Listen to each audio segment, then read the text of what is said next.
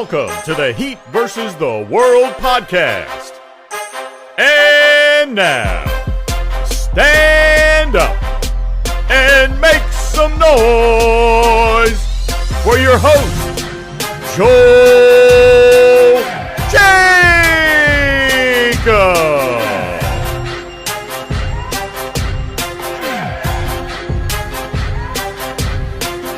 What's up, Heat Nation? Welcome back to another episode of the Heat versus the World podcast. As always, I'm your host, Joel Jacob, and you can follow me on Twitter at JoelKJacob_. Without further delay, let's meet today's correspondents. First, we got Anthony.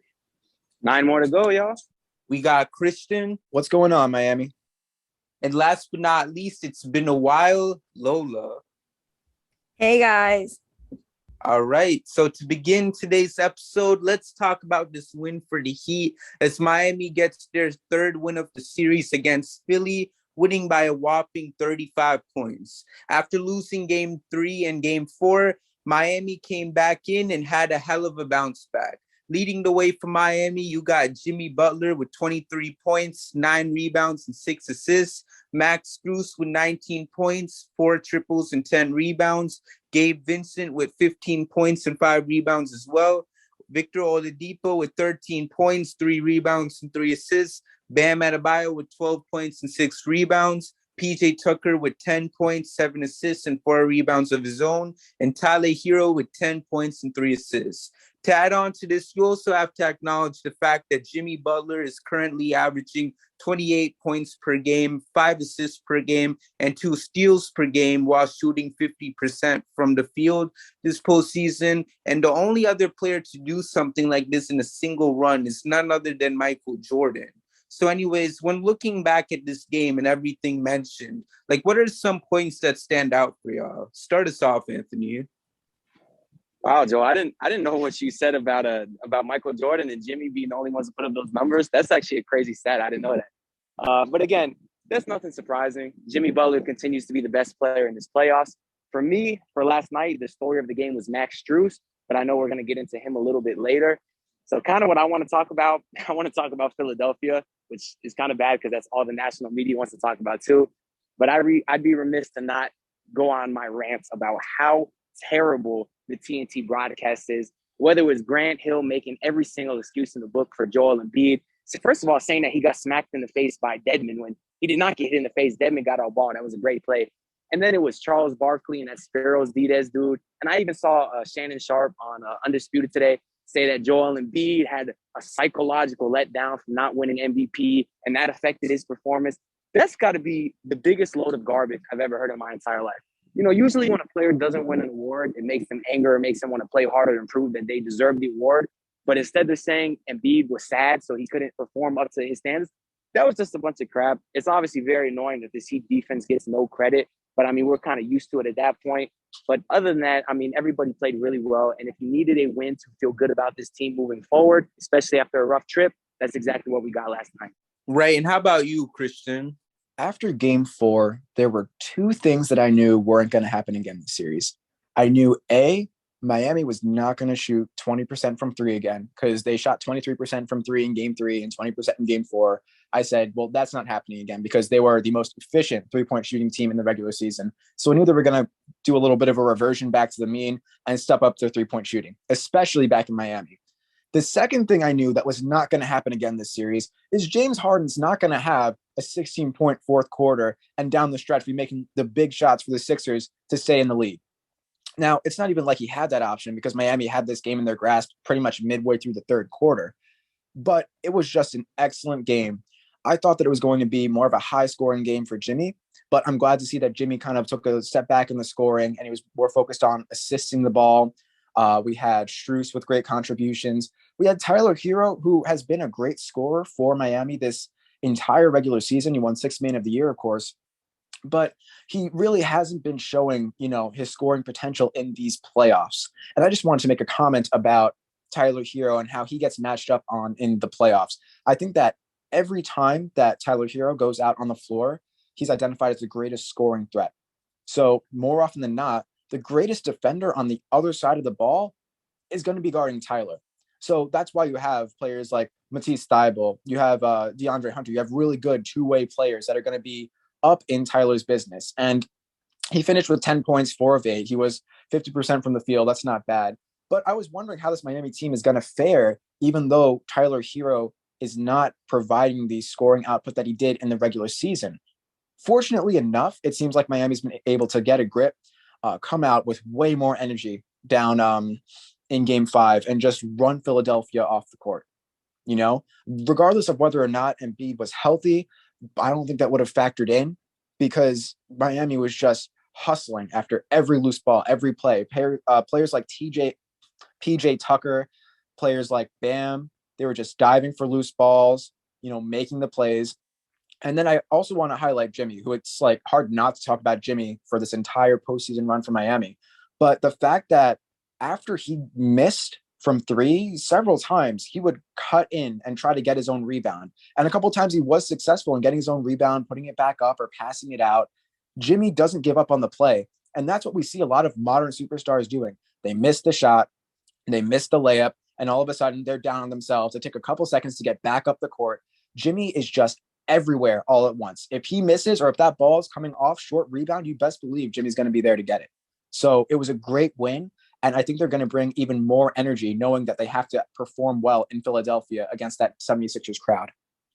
Right. And it's great to see that they snapped out of it, you know, like games 3 and game 4, that's something we're going to try, you know, not to remember.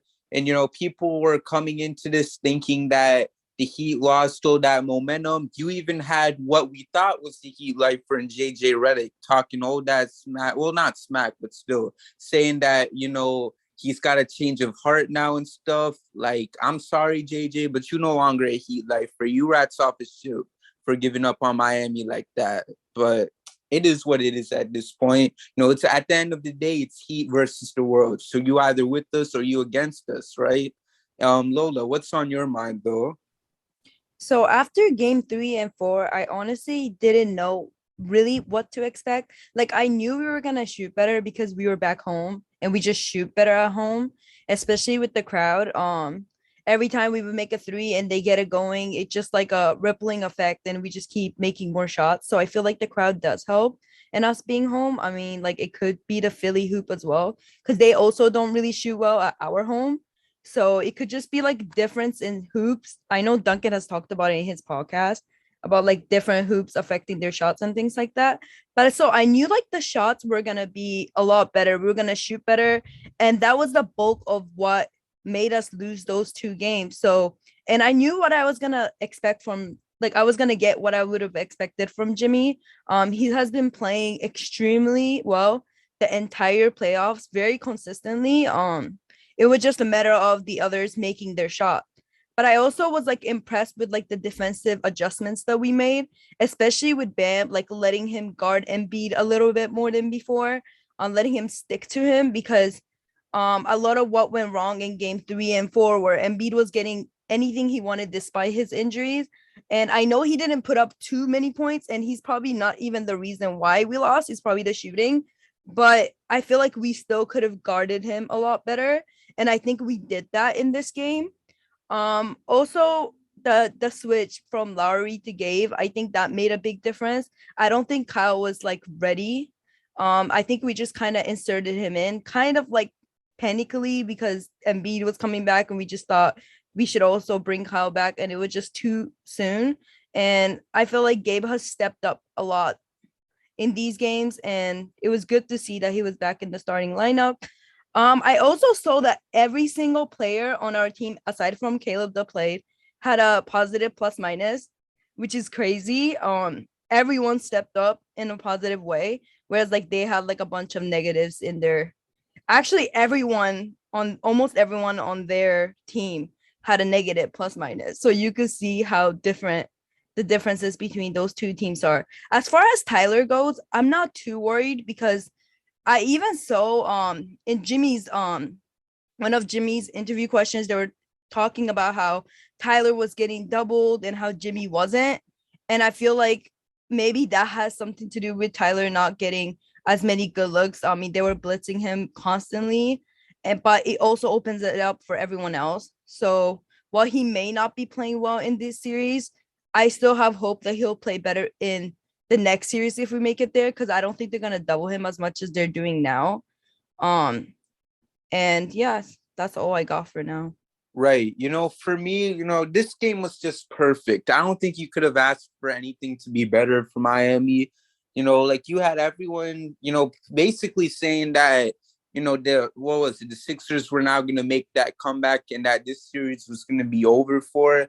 And Miami just came in and just let everyone know, like, we're not dead yet. Like, we still got a lot left in the tank. Like, don't let these 2 games fool you. So they came in and they did their job. And that's all you could have asked for from this team. And I know a huge thing about it was the fact that we were making our threes because, one thing, I don't want to make too much excuses, but like, you had the fact that Miami had unusual off nights from 3 in both games 3 and 4. And then you also have the fact that we saw a fluke performance by Danny Green, who thought was the 2013 finals all over again. Like, overall, if you're the Heat, like, you just had to snap out of it and just get back to work. And last night we saw that defense spark again. It was just such a great thing to see. And then you have the fact that someone who we will talk about very soon in Gabe Vincent, like he had a great game, played elite defense on James Harden, and was also preventing him to get whatever shot that he wanted, while also outscoring him at the same time, while with Gabe having 15 points and James Harden only having 14. Like, it was just such a great thing to see from the Heat, and hopefully they keep it going, because I don't want to like diss Joel Embiid too much, but I know there was a couple of people out there talking about how the Heat had to be scared because now they're going against a pissed off Joel Embiid. Apparently he's about to have 40 points a game, the way how these people were talking about him. And I don't want to slander Joel too much because I know he's banged up, with the orbital bone fracture and, the messed up thumb. So I won't come after him too much, but for all those fans that was gassing him up that much, just to see him only have 17 points, like, y'all must feel mad dumb. Like, y'all might as well just stay with what is it? Dissing Heat fans, taking pictures of the games before they start with the crowd being like half empty because people still trying to show up. Y'all might as well stick with that instead of trying to come up with stupid narratives like all that other stuff. But, that's all I got to say about that. Let's keep the show going because next up, I think we got to use this segment to talk about how amazing the Heat's defense has been yet again. After struggling in games 3 and 4, it seems that Miami was finally able to figure everything out on the defensive end, limiting Philly to 85 points. With guys like Embiid only having 17 points and Harden only having 14, what pleased you guys the most when looking back at the Heat's defense? You're up first, Christian. No easy buckets. That's basically what the Heat defense have been doing the entirety of the game last night. They held Philly to 36% from the field, 28% from 3, and they added 4 blocks and 8 steals on top of that. The Miami Heat defense has gone back to where it's been for a majority of the season and in games 1 and game 2 as well. I just like to highlight the fact that a lot of the 76ers starters were super inefficient. Joel Embiid is the only 76ers starter, aside from Danny Green, who doesn't really count, that shot above 50% from the field. James Harden, 5 of 13. Tobias Harris, 5 of 14. Tyrese Maxey, 2 of 10. So when you turn up the Heat, look what happens to these players. When these stars need to step up, they're not getting it. I knew James Harden wasn't going to have another game like he had in game 4. It's just not who he is anymore. So the fact that Miami was able to turn up the Heat and even limit the bench players. Niang was 0 of 6 from the field, 0 points in 16 minutes. Shake Milton, 2 of 8 from the field. The fact is Miami is getting up. They're making it uncomfortable for Philly, and they're really forcing them to take the bad shots. Not to mention, James Harden is just a possession killer sometimes. He'll dribble the ball at the top of the key until there's about 10 seconds left in the shot clock and then try to make some BS step back work. And that's never going to happen. Not like how it did in game 4. So the fact is they're able to use James Harden's hubris and Philly's, inefficiencies to address that to their advantage. Aside from that, they had great coverage on Embiid. They were able to double him, make sure that he didn't get the shots that he wanted, hold him to only 17 points. And then the rest of the Philadelphia team couldn't do anything about it. So if Miami plays even half as good defense as they did in this game, it'll easily be a 10-point win in Game 6, and we'll be going on to the Eastern Conference Finals. Right. And how about you, Lola? I agree with a lot of the points that Christian made. Like the shots that James Harden was making down the stretch last game, like I knew that wasn't gonna continue. That is definitely not the player that he is anymore. I was kind of like, damn, do we have the old James Harden back? Like there was no way. Like some of those shots just look ridiculous. Um, and Danny Green, like I heard PJ Tucker talk about how him and Bam and Jimmy went to the side and talk about the things that they wanted to change from last game to this game. And one of the things they mentioned was trying to guard Danny Green closely, trying to make sure he's not open for those threes. And it was like a huge difference from how he played in Philly. And here they held him to only 4 shots. And if their 3-point shooters are only like their main 3-point shooters only shooting 4 shots in a game, like we're gonna win the series because they need those shooters. We've always had problems with guarding shooters in the past. And if we're doing a good job on Embiid, making sure Bam stays with him, and we also guard the shooters, these are games that we can win. And especially Jimmy, he was talking about how when we're not doing good offensively, we also let it creep up on our defense, and we start giving away more shots and not going as hard on defense. And how they wanted to fix that. They wanted to be a team that can still play great defense and have that intensity and effort when they're not doing good offensively. And that is something that Jimmy said that like the team needs to work on. And I do agree that they do need to work on that. But it's just good to see that when they play great defense, it just translates on the offensive side, and we're a way better team. Right. And one thing that I got to bring up, that you mentioned was that defense, especially against the 3-point shooters, because, before they lost this in games 3 and 4, there was a point in which Miami was leading all the teams in the playoffs in, guarding that 3-point line. It was really hard for the teams that's been going up against Miami so far to make a 3 while behind the arc. So for Miami to, get that defensive spark again is huge. And, I hope it will come to fruition come this game 6 because, let's just close it out. Let's not go to a game 7 because I think this other series with the Bucks and Celtics will probably go to a full 7 games. So let them duke it out. Let them be gassed, and let's go and finish this series as early as possible and get whatever rest we need. And Anthony, how about you? Well, you and Lola both brought up the point that the Heat tend to have a problem guarding shooters, right?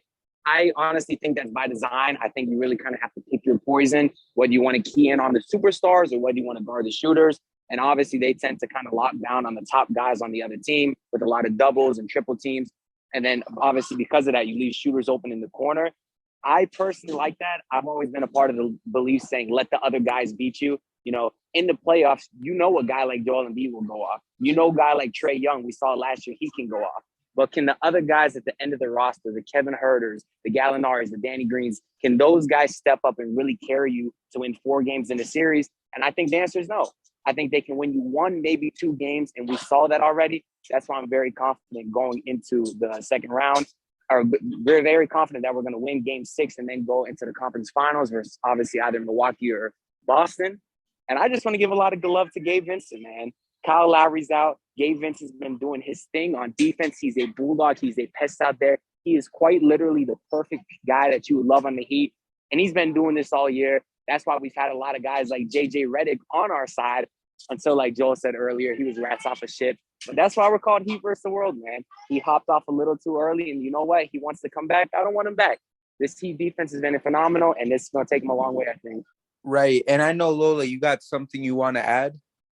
Yeah, like I wanted to also agree that like I am also in support of the philosophy that we should lock down the main guys and then let the other players be us. Like I agree with that.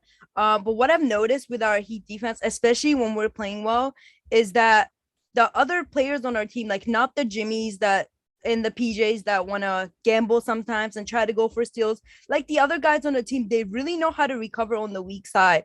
And they've been doing such a great job. I know like we kind of like was letting our team down a little bit in the last 2 games, the game 3 and 4, but the other games, like they've been doing a really great job recovering on the weak side and going back to the shooters.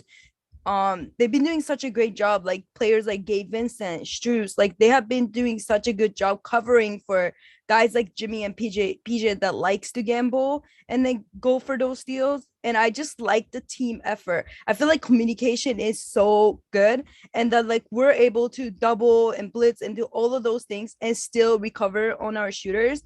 Like it's such a great defense. Like it's really nice to see and it's beautiful. And I just wanted to highlight that because I feel like we've been playing such great defense the whole entire playoffs, and they deserve praise for that. Right, I agree. They do deserve praise for it because when you look at national media, they always talk about the Bucks defense, the Celtics defense. And I mean, okay, I get it. You have a guy in the Bucks who's a two-time defensive player of the year in Giannis, and then this year's defensive player of the year on the Celtics and Marcus Smart. But you got to give the Heat their flowers as well, because you got Jimmy, who's been a great defender since day one. Same thing with Bam. And you got the same thing with PJ and all these other dogs that we got on this team. And for some reason, a lot of people like to undermine that. And it's so weird to think about because, like I said, we always hear, all these people raving about, oh, the Celtics defense, Bucks. Like, come on now. Like, let's not act like the Heat aren't capable of locking people up too. I mean, you would have thought it would have been fully noticed after what we did to Trae Young, but it hasn't been. And I don't know. And now you're looking at the Sixers series. I mean, people are slandering James Harden, but, I don't think people are really focusing on the fact that it's the Heat's elite defense that are locking him up, but simply him choking. And I mean, don't get me wrong, choking on his end is also a factor in all this, but you got to give, pay the dividends to those who are playing those amazing defense, running those good plays on guys like Harden and all them. But I know we've already established in the past that it is what it is regarding the national media not giving the Heat the praise they deserve. But it's times like this where, like, you hate it because it's like, are y'all just going to give praise to any team not named the Heat at this point? But, I don't want to take too much time talking about that. Anyways, moving on, let's talk about one specific player that deserves praise, someone that we've already mentioned a handful of times in today's episode, and that's none other than Gabe Vincent, who stepped up last night yet again for the Heat. Not only did he end up outscoring James Harden for Game 5, he played outstanding defense as well, which was what we saw during the first round when he put the clamps on Trae Young. And considering this is his first time this year getting minutes in the playoffs, his whole career, like, what do you guys make of Gabe's game right now? Give us your thoughts, Lola. I've been extremely impressed. I mean, there was a time where we all were, trashing Gabe on the timeline, like a year or two ago. And then we wanted him gone and everything. Like the amount of improvement he's made. I don't know, like if I think a lot goes credit to like him playing in the Olympics and things like that. Like he has developed so much. Not just like I always knew he had that defensive intensity and tenacity and just pesky, and I always knew he had that. But like his offensively, he has improved so much. Like just the way that he could get to the paint as well as shoot those threes, like it has been such an improvement, and it's exactly what we need from our point guard. And you have to understand the value that he holds, especially since we didn't expect Kyle to not be available in the playoffs, but here we are. And for him to just step up like that, like we would not be where we are without someone that could have replaced what Kyle was supposed to give us. And he did just that. So like a lot has to be given to him credit wise on this run, considering like where we would have been if we didn't have somebody to replace Kyle. So yeah, like it has been amazing. Right. Christian, how about you? I have the only stat you will need to hear regarding Gabe Vincent and these playoffs. The Miami Heat are currently now 5-0 when Gabe Vincent is in the starting lineup for them in the 2021-2022 postseason. The effect that he has when he plays in that starting lineup. If you look at his stats don't pop off the page to you. This postseason, he's averaging 7.6 points per game, 38 from the field, which is not great, 27.9 from three, also not great. and his plus minus is 5.3. So he's having that positive net effect, but his shooting's not great. His assists are all right. They're 3.2, for someone who's playing 23.5 minutes this postseason.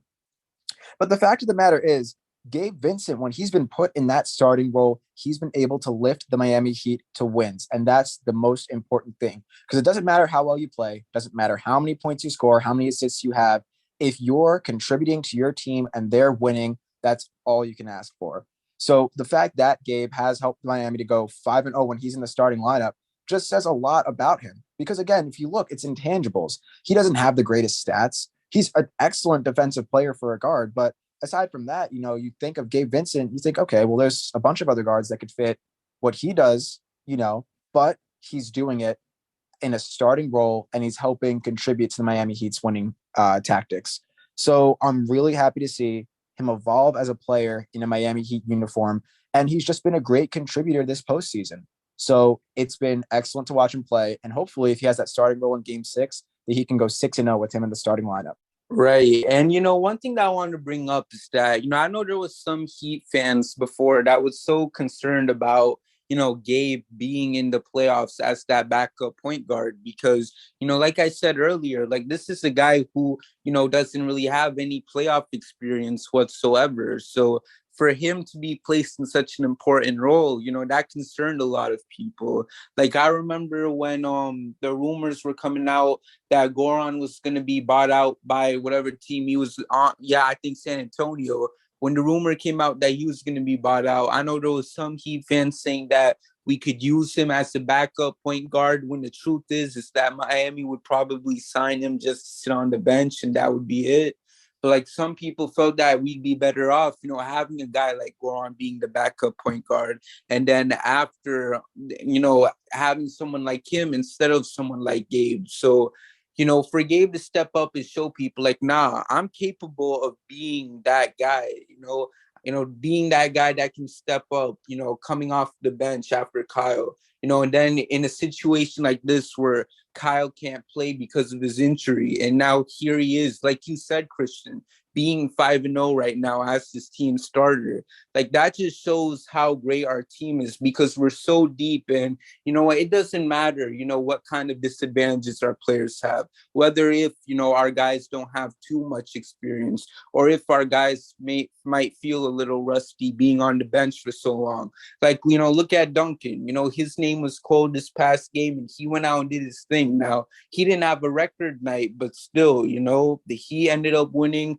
And, he still got I think he only had a 3, but still, everyone was ready for it. Everyone was ready for their number to be called so that they can go out and do their thing. And Gabe is one of those people. And I can't wait to see what else he does this playoff run because he's continuing to prove people wrong. And, this is a guy who we didn't need to tank for. This isn't a guy that we needed a draft pick.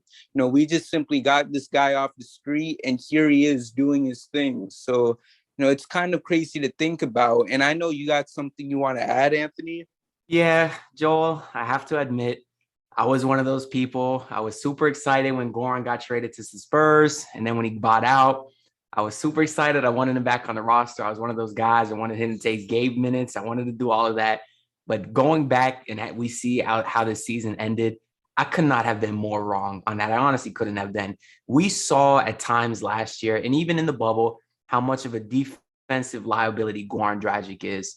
He obviously is a little older in his age, but even when he was in his prime, he's not a guy who's super strong, super fast, but doesn't necessarily transfer over to the defensive end. And the impact that Gabe Vincent has defensively in comparison to Goran Dragic, it doesn't even compare. And I honestly believe Goran Dragic, he was a little bit of a reason why the Nets got swept in the first round, because even in that first game versus Boston, they had a closing lineup on defense of Kyrie and Goran. That backcourt could not guard anybody. In game 1, Jason Tatum got the layup at the buzzer because there's just no interior presence. They were blowing past guys. And I really, when I was watching that series, I really said to myself, wow, I don't miss having that defensive liability out there on the court, especially when you're already going to have Tyler late game in situations too. So couldn't have been more wrong on that. I didn't like Gabe Vincent last year, but super happy with what he brought this year. And he's on a minimum deal for next year also. So how awesome is that? We get to add to him. So it's a really great piece. Right. So overall, shout outs to Gabe. And while we can keep talking about him, it's time to move on to the next topic, and that's none other than the HEATMuse stat of the game. Before we get into it, make sure to follow HEATMuse on Twitter for all Miami Heat stats. His handle is Heat MUSE. Anyways, Max Strus had himself a game, having 19 points, 10 rebounds, 4 3-pointers, and a plus 30. He leads this playoffs in plus minus with a plus 119. And with all that being said, what do you guys make of these stats for Strus? Give us your thoughts, Anthony. Well, I am so glad you asked, Joel. For those of you that are fans of my YouTube channel at Anthony DiNardo, you know we got a running bit we like to do called the Strus Daddy Alerts. Every time Max Strus goes off, we blow the sirens, we blow the alarms, the bells, the whistles, and we give a lot of love to Max Strus because I absolutely love what he's brought to the Heat this year. And in addition to those great stats from Game 5 that you just mentioned, Max Strus leads the league leads the postseason in plus minus, which is just awesome. And I remember in the first series, it was actually PJ Tucker. So now it's Max Strus. So just to have two Heat guys leading in such an important and vital stat is really great to see, especially when a lot of people still look at Max Strus as just an offensive threat. But we've talked about several times his defensive progression that he's had throughout the season. And that's a huge reason why he's so big on the plus minus. And it was also pretty funny yesterday. We saw Duncan get off the bench finally. And then as soon as he got off the bench, Max Strus hit a 3 and then Spo kind of waved him back towards the bench. So I felt a little bad for Duncan because of that. But obviously Duncan ended up getting a little bit of run. Most of it was in garbage time, but I don't see any way that you can play Duncan over Max Strus, even though a lot of people were calling for it. Max Strus just has the confidence that not a lot of shooters have, especially not Duncan Robinson. And when a guy has that kind of confidence, you always trust that they're going to find their way out of a slump. Right. And, one thing I just want to quickly bring up with what you said, about Heat fans wanting Duncan to start over Strus. I guess that's what you call the overreactions because, when you have the Heat losing 2 straight games, especially in the playoffs, people are going to panic like crazy. And that's going to, cause people to say like, oh, we need to change. We need this, we need that. Because, when Duncan was struggling earlier in the season, you had a lot of people that was calling for, Strus to start over him. So the fact that now that he had that slight struggle, losing games 3 and 4, and now we're seeing people wanting Strus to be benched and Duncan starting again, like it just shows how crazy people's opinions can change, like once the slightest of bad things happens. But last night, Strus went and he showed what he's capable of doing. He can do things on both ends of the floor. And while I got a lot of respect for Duncan, a guy like Max, he's just proven so much value, especially because what's his record? I think the Heat are like, 20-7 or something like that when he starts now. Like, it just goes to show, like, how great Miami is at developing these guys, because this is another undrafted player we have. This is another guy that's only going to be making, like, $3.5 million next season for us, along with Gabe Vincent. So it's just another steal for the Heat, and you just can't help but feel so grateful that we got a front office that knows how to get these diamonds in the rough. And let's see, Christian, what about you? I like the plus minus stat because I feel like it tells a story that the other stats don't. Points tell you how much a player is scoring, but a player, as we know, can have 30, 40 points and still have a negative plus minus, right? There are rebounds, there are assists, but the plus minus gives you the picture of how the team is doing while that player is on the floor. So the fact that the Miami Heat outscored Philadelphia by 36 last game while Strus was on the floor is sensational. And he's leading the postseason in plus minus, which means that there's no one who has just like a better net effect on the floor. So when you think about what Strus is doing, he's efficient from the field. He's letting the game come to him, and Miami's finding him for his open shots. On the defensive end, he's able to lock down, make a couple shots more difficult for the opposition. And all of a sudden, he's racking up that plus minus. And it's just a telltale sign of how great a player can be. If your plus minus is 36 and you only have 19 points, say he only had 5 points. The fact that the Heat are doing that well with him on the floor shows that he's making a great contribution to them, developing a lead, increasing the lead, and maintaining the lead. And I'm just looking back now, historically, the greatest plus minuses in a single postseason run.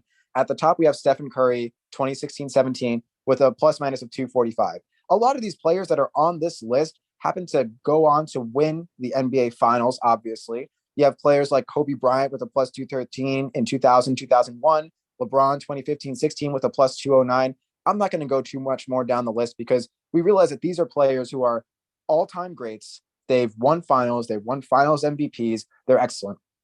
I'm not saying Strus is anywhere in the range of those players, talent-wise or legacy-wise, at this point, maybe ever. But the fact is that if Strus is a plus 119 right now, say that goes into like a plus 200, which is entirely possible if the Heat make it to the finals.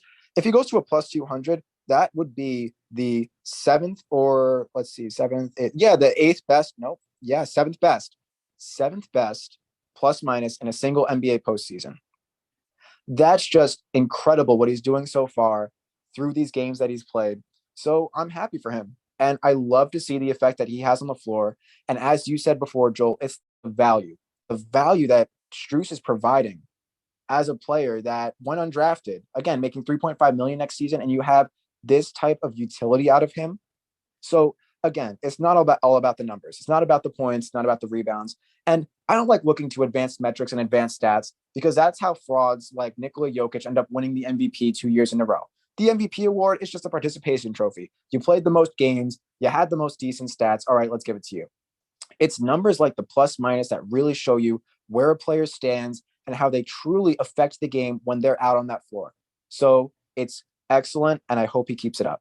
I agree. And one thing I want to say is that if Jimmy Butler doesn't win Finals MVP, if this Heat team does win a championship, I'm all for Max Strus winning it too. Because like you said, Kristen, we've seen some guys on that list you brought up win the Finals MVP. So, I'm just saying, I would like a surprise maybe if Jimmy couldn't win it, So Max Strus for Finals MVP. We'll make that the campaign if Jimmy, for some reason, can't win it, if the Heat win the chip.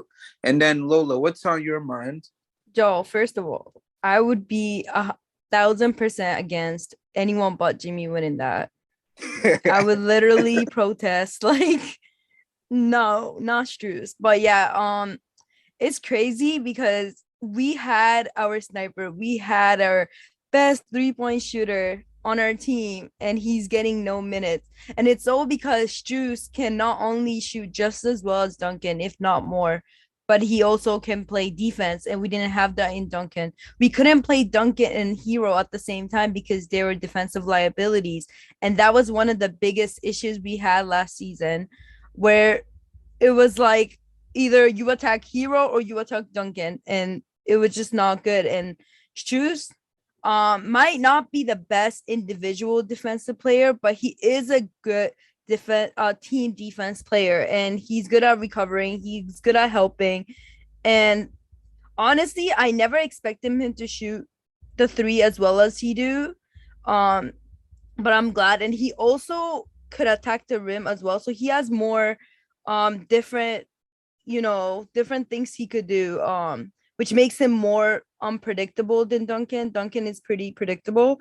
And yeah, when we heard that, Duncan hasn't been playing and they should be trying Duncan, and we were all excited to see Duncan play. And then Max Strus comes out and just annihilates any shot of Duncan playing. It was just crazy. And I feel like we kind of should play Duncan just to put that kind of reminder in Strus, your spot isn't solid. You got to continue to play the way you've been playing. You got to continue to shoot the way you've been shooting for us to have a chance. And if you're not, then we always have a backup on the bench ready to play. Right, I agree. For Miami, it's just, like I said, I don't want to keep talking about the development system because I feel like it's something that I've been talking about in multiple episodes now. But come on, you look at these guys Miami is able to find, because we've already talked about two undrafted players now in a specific segment in Gabe Vincent and Max Strus. So, overall, I mean, like I said, if the Heat do end up winning the championship, like it's just going to be such an amazing story, because to have 9 undrafted players on the squad and be able to accomplish such a feat like that, one thing you just got to do is trust the culture. Since Philly fans want to do the trust the process thing and still can't even make it to the conference finals, you might as well trust the culture at this point, because at least we have made it to the finals while trusting it. Anyways, I want to keep talking about that because we've talked so much this whole episode looking back at Game 5. So let's go right into this upcoming game for the Heat as we talk about Game 6. With Miami having the chance to close the series in Philly, what's everyone's expectations for this upcoming game? Let's see. Start us off, Christian. It's going to be a little bit more of a difficult game because I think home court advantage takes place a little bit more in this series than in the other series we've seen this playoffs just around the league. I think it comes down to the Philadelphia fans. They're a very nasty bunch. I think that they just kind of get not in the heads of Miami players, but they definitely make it a lot more difficult to hit shots. I don't know how else we could explain that Miami went from the best three-point shooting team in the regular season to shooting 23% and 20% in games 3 and 4 in Philadelphia. So I'm hoping that Miami takes the energy that they had from Game 5 and brings it back for Game 6. I don't anticipate big games from anyone on the Philly side of things. If Harris and Maxey step up, that could cause some problems. But I think we're going to see a pretty balanced effort between Jimmy and Tyler and Strus. And, our role players are going to step up too. This series should end in 6. It should end in Philadelphia. And those fans are just going to be crying the whole way home because Miami's got this in the bag. Right. And you, Lola? So I definitely don't want to see this go to 7 games. I wanted to end the next game because I feel like when you go to Game 7, it really becomes unpredictable and anyone can win. And we really don't want to be in that position. I don't want to be one of those fans that talk about the refs and things like that. But if they don't allow us to play our physical defense, like the way they let us play last game, if they call every nitty little touches like they did in Game 3 and 4, it's gonna be really hard for us to win because I don't know how we're gonna shoot considering we haven't shot well in Philly. And if we can't even play the physical defense that has been working for us, and if they call every little thing we do on Embiid, I don't know how it's gonna go. So I'm really hoping we don't have the same refs we had in Game 4 and that Strus does continue to shoot the way he did last game and take that confidence with him. I already know Jimmy's going to bring it. I just need Bam to play defense. I really am not expecting him to score 25 to 30. I never expect that from Bam. I just want him to do his job of guarding Embiid. That's all I want from him. I want the shooters to shoot. I want Jimmy to play how he's been playing. I want Gabe to defend and attack the ball the way he's been doing. And yeah, as long as the refs let us play our defense the way we played last game, I think we have a really good shot of winning and just going on to the next series, as we should, because we don't know how the Bucks and the Celtics series are going to go. And we really do need the rest. And any advantage we can take from that going into it, we don't want to be banged up just as much as they are. Because the next series is definitely going to be 10 times harder than this will ever be. So the more prepared we can be going into the next series, the better off we're going to be overall. So I really hope we do take the next game. Mm-hmm. And how about you, Anthony? Joel, I got a question for you, man. You can hear me? Man, I hear you. You know who Doc Rivers is? Are you familiar with him? The name rings a bell. Can you tell me more about him? So go ahead and tell me, what do you think he's cooking up, Joel? What do you think Doc Rivers is cooking up? Let's see. Maybe some macaroni and cheese, perhaps. The answer is nothing, Joel. Nothing. Doc Rivers, thank you, Lola. Doc Nothing. Rivers is cooking up absolutely nothing. And you know what, Joel? I said this last episode. I said it on Twitter, and I'm going to say it again. There's only one Joel in this series that I'm worried about, and he is the best host of the best Miami Heat podcast on the internet. So when Embiid has another terrible performance in the next game, the national media will be searching far and wide for more excuses, stuttering over their own words. And you know what? I bet they'll sound something a lot like this. Ever had a dreams that So you hear that, Grant Hill? You hear that, Stephen A. Smith, JJ Redick? The Miami Heat will dominate the Philadelphia 76ers in Game 6. So you better get your excuses ready now, because I don't want you stuttering when we win by 36 points on Thursday. That's it. Man, Play that's Peppers. Roll the music, Joel. Man. Hey, I'm just saying, like, I don't need these like Sixers fans to be talking when they haven't won since 1983. Like, Preach. just like we weren't even born back then. Like, I feel so bad. I feel so bad for them. Like, I do. And Man, honestly, they were once they out here posting pictures of the crowd. Like, y'all, is it that bad for y'all that you guys start posting pictures of the seats just to provide an argument at this point? Like, keep saying what you gotta say, Lola. the nerve. I'm just saying, like, the nerve of you to even talk about any team when y'all haven't done in forever. Like, forever. It just Congratulations, y'all. Congratulations, y'all. We scored as many points as Ben Simmons did for Philly this year. Congratulations, y'all. Bro, they got the biggest mouth for like accomplishing the least. That's all I gotta say.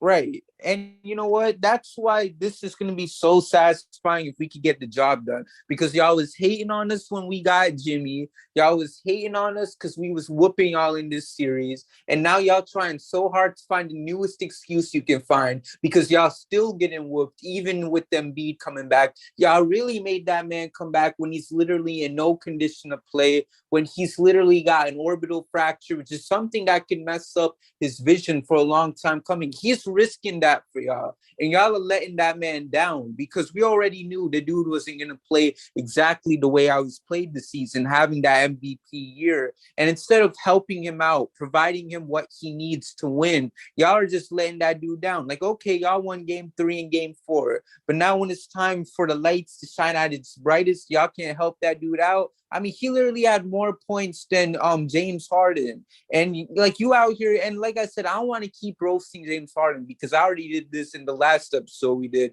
But you out here getting outplayed by Gabe Vincent.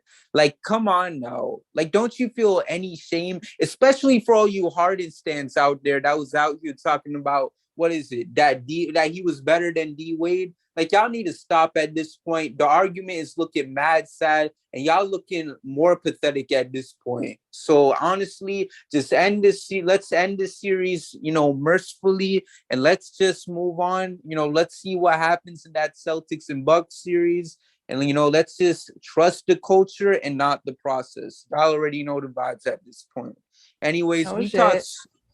Exactly. So anyways, we talked so much on today's episode. Make sure to follow us on Twitter and Instagram at HVTW Podcast while checking out our website at hvtwpodcast.wordpress.com. That way you still have access to 24/7 Miami Heat content, even when we're not recording a new episode. Also, we hope you guys loved today's episode because we'll be recording a new pod after every playoff victory for the Heat, meaning that if God is willing, we'll have at least 9 more episodes to record before we officially wrap up season 2 of Heat versus the World.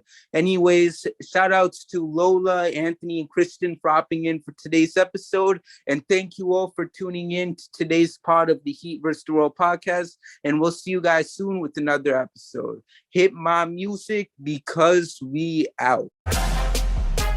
Thank you for listening, and we'll see you next time with a brand new episode of the Heat versus the World podcast.